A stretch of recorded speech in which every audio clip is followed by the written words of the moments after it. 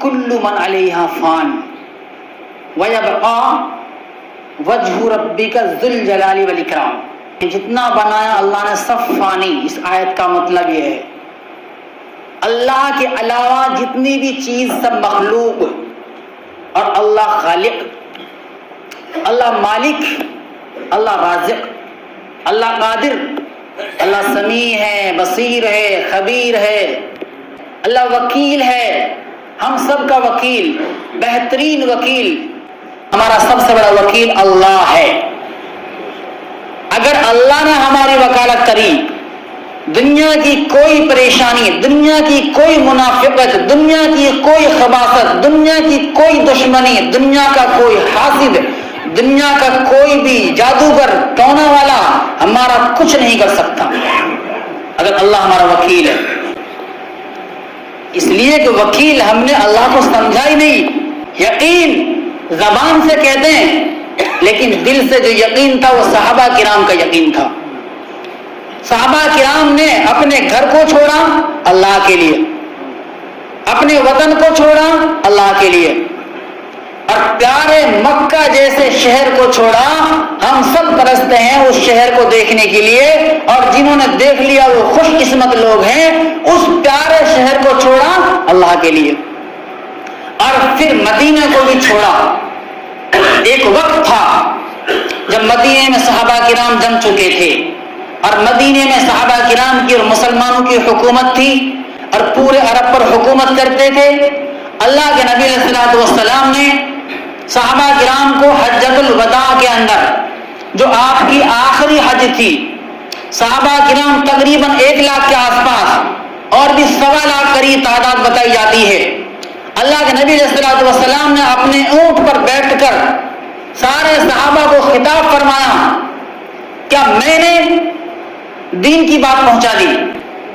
اللہ کے نبی نے صحابہ کرام سے جواب مانگا کہ کیا میں نے دین کی بات پہنچائی؟ کیا دین میں نے تم تک پہنچا دیا؟ صحابہ کرام کہنے لگے کہ جی پہنچا دیا، اور پہنچانے کا پورا حق ادا کر دیا، پورا حق، کوئی کسر نہیں چھوڑی. تو آپ نے کیا فرمایا؟ فَيُبَلِّغُ الشَّاهِدُ الْغَائِبُ، میں نے پہنچا دیا. اب جتنے بھی یہاں تم حاضر ہو تمہاری ذمہ داری ہے کہ وہ غائب تک میری بات پہنچائے. جو غائب ہے یہاں سے، جو یہاں بات سن رہے ہیں، ان کی ذمہ داری ہے کہ وہ ان باتوں کو وہ غائبوں تک پہنچائے جو یہاں نہیں ہیں. اس بات کو سننا تھا. وہ 1.25 لاکھ صحابہ کرام اسی وقت انہوں نے رخ کر لیا. کسی نے ملک شام کا، کسی نے ملک عراق کا، کسی نے جو ہے ایران کا، کسی نے ہندوستان کا، کسی نے افریقہ کا، فلسطین کا، مصر کا، چاروں طرف وہاں سے وہ پھیل گئے، اور اپنے پیارے شہر مدینہ منورہ کو بھی چھوڑ دیا. کس کے لیے؟ دین کے خاطر. آج ہم دین کے خاطر 15 منٹ کے لیے اپنے گھر کو نہیں چھوڑ سکتے. اندازہ لگاؤ، ایک مثال دی ہے میں نے، تازہ مثال. جب تازہ مثال ہوتی ہے نا وہ چیز جلدی جو ہے دل پہ چوٹ کرتی ہے. آج ہم 15 منٹ کے لیے اذان ہوتی ہے اور وہیں بیٹھے رہتے ہیں، اور اگر مہمان کوئی خاص مہمان سے آ جائیں تو مہمانوں کے ساتھ سارا وقت گزر جائے گا، لیکن مسجد میں آنے کی توفیق نہیں ہوگی.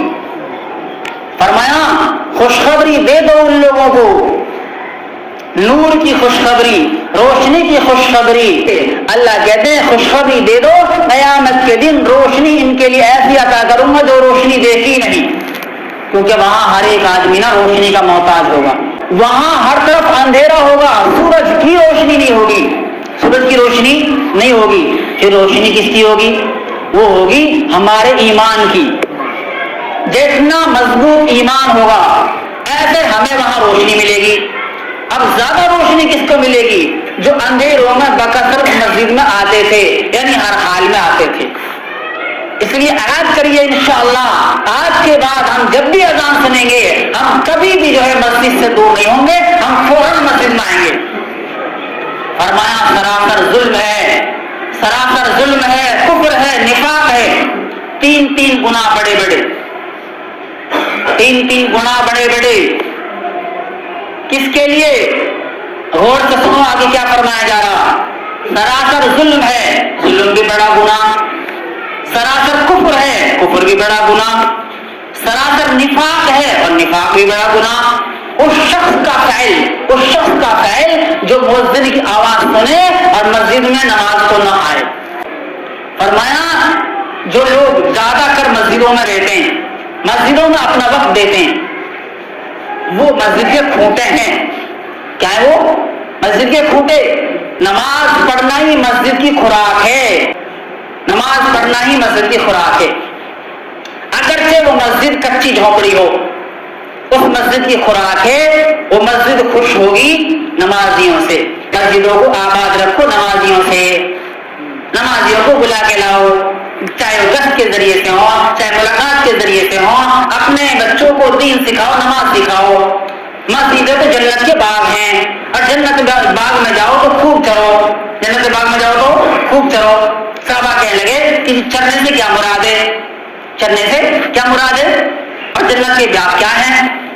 آپ نے فرمایا جنت کے باغ مسجد ہیں، اور چرنے سے مراد کہ جب آپ مسجد میں چلے جاؤ تو خوب سیکھو اور سکھاؤ، پڑھو اور پڑھاؤ، سیکھو اور سکھاؤ کہ بھائی دیکھو میری نماز صحیح نہیں ہے، آپ مجھے سکھا دو۔ چلو میری نماز صحیح ہے، میں آپ کو سکھا دیتا ہوں۔ چلو دو بیٹھے ہیں وہاں پر، اس کی اتحیات سن لو یا اپنی اتحیات اسے سنا دو۔ یہ ہے مذاکرہ، دین کا مذاکرہ۔ صحابہ کرام ایسا مذاکرہ بار بار کرتے تھے، صحابہ کرام کو ایسے مذاکرے کا بے انتہا شوق ہوتا تھا، اور ایسے مذاکرہ کرنے والے ان کو مل جاتے تو ان کو دنیا سے زیادہ، دنیا و ما فیہا سے زیادہ خوشی ہوتی تھی۔ ایک سبحان اللہ کہنے کا ثواب ساری دنیا کی بادشاہت سے بڑا ہے۔ حضرت سلیمان علیہ السلام کیسے بادشاہ گزرے ہیں ہم سبھی جانتے ہیں۔ چیونٹی پر بھی حکومت تھی، درندوں پرندوں چرندوں پر حکومت تھی سلیمان علیہ السلام کی، اور سلیمان علیہ السلام نے خود اللہ سے دعا مانگی۔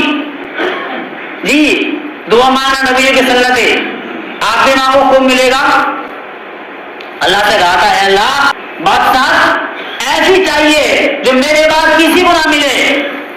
اللہ نے اس زمانے میں جب سائنس کا کوئی رول نہیں تھا، کوئی گمان نہیں تھا، اللہ تعالیٰ نے اس زمانے میں ان کے تخت کو ہوا میں اڑا کر دکھایا۔ مہینوں کا سفر آدھے دن میں طے کر لیتے تھے، اور تخت ایسا نہیں، ایک تخت پر 6 لاکھ کرسیاں ہوتی تھی۔ اب اسی پر انسان بھی بیٹھے ہیں، اس کی فوج بھی بیٹھی ہوئی ہے، اس پر جو ہے چرندے بھی ہیں، درندے بھی ہیں، پرندے بھی ہیں، پرندے بھی ہوتے تھے۔ سلیمان علیہ السلام اپنے تخت کو اڑا کے لے جا رہے تھے، رستے میں ایک بزرگ اللہ کے ولی نے تخت کو دیکھا تو انہوں نے کہا کہ سلیمان اللہ نے آپ کو کیا بادشاہت عطا فرمائی ہے، اللہ تعالیٰ نے آپ کو کتنا بڑا رعب اور دبدبہ دیا ہے کہ جناتوں کے ذریعے اللہ تعالیٰ نے آپ کی مدد کی اور ہوا پر آپ کی حکومت ہے۔ تو سلیمان علیہ السلام نے ایک جملہ بولا، سلیمان علیہ السلام نے کہا کہ ایک مرتبہ کسی مومن کا سبحان اللہ کہنا میری ساری بادشاہت سے بڑا ہے۔ ایک مرتبہ، کتنا مرتبہ کہہ سکتے ہیں ہم؟ اس سے پتہ چلا کہ ہمارے پاس سلیمان علیہ السلام کی حکومت سے بھی بڑی حکومت ہے، جب تک کہ ہمارے پاس کلمہ ہے۔ کلمہ نہیں ہے تو پھر کچھ بھی نہیں ہے، کیونکہ کلمے کے ساتھ ساری چیز کی طاقت ہے۔ سب سے اہم جو کھمبا ہے نا، کھمبا اسلام کے 5 کھمبے ہیں، سب سے اہم ہے کلمہ، اس کے بعد نماز، پھر زکوٰۃ، پھر روزہ، اور پھر حج۔ اگر اللہ نے طاقت دی ہے، ہمارے پاس اتنا مال ہے کہ ہم حج کر سکتے ہیں تو حج کرنا ضروری ہے، پھر بھی اگر ٹال مٹول کری تو وہ یہودی ہو کر مرے چاہے نصرانی ہو کر مرے، اتنی سخت وعید ہے۔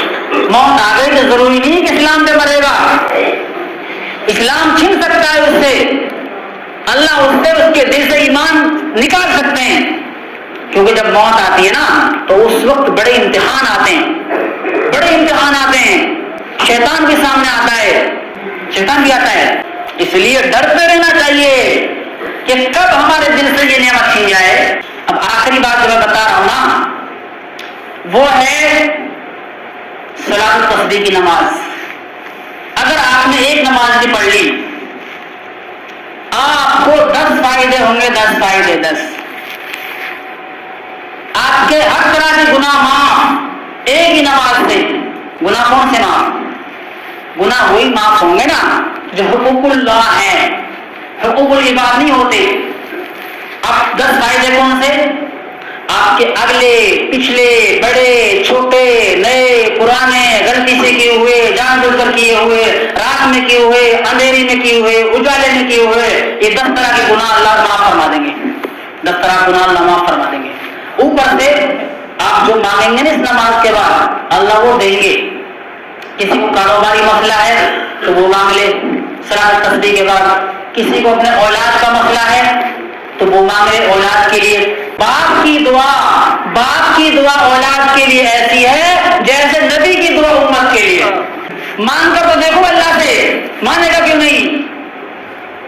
جب یہ کہہ دیا کہ باپ کی دعا اولاد کے لیے ایسی جیسے نبی کی دعا امت کے لیے، یعنی نبی اگر امت کے لیے دعا کرتا ہے اللہ تعالیٰ اسے رد نہیں کرتے، واپس نہیں کرتے، ایسے اگر باپ اپنی اولاد کے لیے دعا کرتا ہے اللہ تعالیٰ اسے واپس نہیں کرتے، وہ دیتے ہیں۔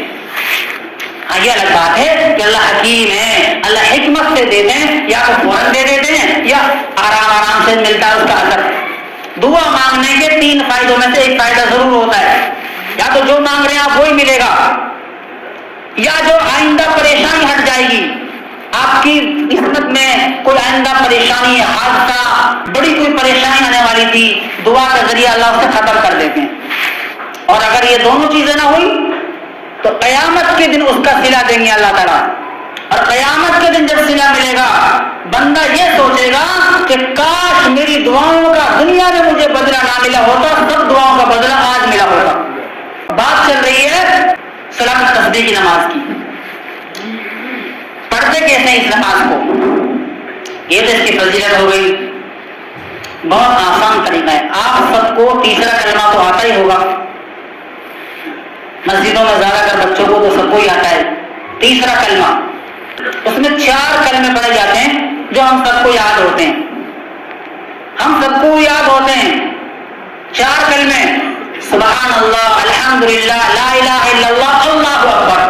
سب کو پتہ ہے 4 کلمہ کا؟ بس سمجھو کہ آپ نے تیسرا کلمہ آپ کو یاد ہو گیا۔ اگر کسی کو پورا ہی کلمہ یاد ہے تو پورا ہی پڑھ سکتا ہے۔ اس کلمے کو 4 رکعتوں میں 300 بار پڑھنا ہے، 300 بار۔ اب پڑھنا کیسے ہے وہ ترتیب سن لیجیے آپ۔ نیت کرتا ہوں 4 رکعت نماز صلاۃ تسبیح کی، اس کے بعد آپ نیت باندھ کے ثنا شروع کر دیں۔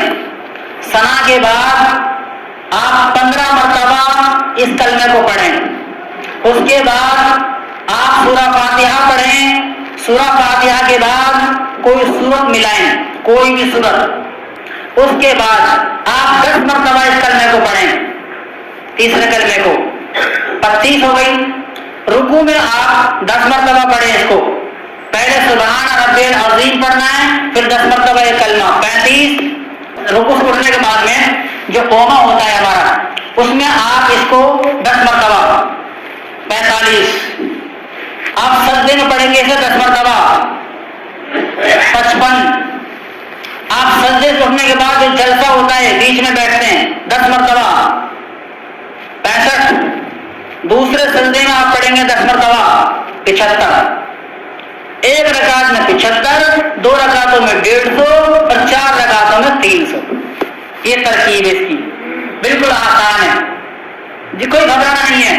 صلاۃ تسبیح کی نماز کو سن کر ہم گھبراتے ہیں کہ بیٹا کیسے پڑھیں گے، آدھا گھنٹہ لگتا ہے مشکل سے، آدھا گھنٹے میں آپ کے 10 فائدے ہو رہے ہیں۔ اللہ کے نبی نے فرمایا اپنے صحابی سے، اپنے چچا سے، میرے چچا آپ سے ہو سکے آپ اس نماز کو روزانہ پڑھ لیا کریں، اگر روزانہ نہ پڑھ سکیں آپ ہفتے میں 1 مرتبہ پڑھ لیا کریں، اگر ہفتے میں نہ پڑھ سکیں آپ مہینے میں 1 مرتبہ اس نماز کو پڑھ لیا کریں، اگر مہینے میں نہ پڑھ سکیں آپ سال میں 1 مرتبہ اس نماز کو پڑھ لیا کریں۔ اے میرے چچا اگر آپ سال میں 1 مرتبہ نہ پڑھ سکیں تو کم سے کم زندگی میں 1 نماز تو یہ پڑھ لیا کریں، زندگی میں 1 تو ہو جائے کم سے کم، ہو سکتا ہے ایک ہی نماز ہمیں سیدھا جنت میں پہنچا دے۔ اور اس نماز میں ایک چیز سب سے الگ بتائی کہ اس میں بڑے گناہ بھی معاف ہو رہے ہیں، جیسے وضو کرنے سے آپ کے سارے گناہ معاف ہو جائیں گے، لیکن وہ چھوٹے گناہ ہوتے ہیں۔ آپ جتنے نیک عمل کرتے ہیں اس سے گناہ معاف ہوتے ہیں، وہ چھوٹے ہوتے ہیں، لیکن اس نماز سے آپ کے بڑے گناہ بھی معاف ہوں گے جو حقوق اللہ ہے۔ تو سمجھ میں آئی ترکیب؟ اس کی دو ترکیب ہیں. ایک ترکیب تو یہ ہے جو میں نے آپ کو بتائی، اس ترکیب سے پڑھیں گے انشاءاللہ. اللہ سے مانگنے میں کم سے کم آدھا گھنٹہ لگاؤ اور زیادہ آپ اتنا بھی لگا دو. آدمی جب اللہ سے مانگتا ہے نا 15-20 منٹ میں تو اس کا دل نرم ہوتا ہے، اس کو رونا آتا ہے. اور جب تک رونا نہ آیا جب تک کیا مانگا، ہم نے کچھ بھی نہیں مانگا. ایک بزرگ کہتے ہیں کہ مجھے پتہ چل جاتا ہے میری کون سی دعا قبول ہوئی کون سی نہ ہوئی. تو کسی نے پوچھا جی آپ کو کیسے پتہ چل جاتا ہے؟ کہ جس دعا میں میرے روٹے کھڑے ہوں، جس دعا میں میرے آنکھوں سے آنسو بہ رہے ہوں اور میں ہل رہا ہوں اللہ کے سامنے اللہ کے ڈر سے، میں سمجھ جاتا ہوں میری یہ دعا قبول ہوئی. دعا قبول ہونے کی نشانی ہے کہ آپ کی آنکھوں سے آنسو گرے گا. اور آنسو گرانے کے لیے آپ کو پتہ کیا کرنا پڑے گا؟ آپ تنہائی میں مانگیں. اور میرے بھائیوں، مسجد کی فضیلت تو میں بتا ہی رہا تھا. آج سے یہ سوچ لو کہ انشاءاللہ ہم اب نماز نہیں چھوڑیں گے. انشاءاللہ ہم نماز اب نہیں چھوڑیں گے. مسجد میں حاضر ہوں گے. مسجد کے کھوٹے بننا ہے ہمیں. مسجد کے کھوٹے بننے سے فرشتے ہمارے ساتھی ہوتے ہیں. پہلے مسجد تھی کچی، پہلے مسجدیں تھی کچی، پکے تھے نمازی. آج مسجدیں ہیں پکی، کچے ہو گئے نمازی.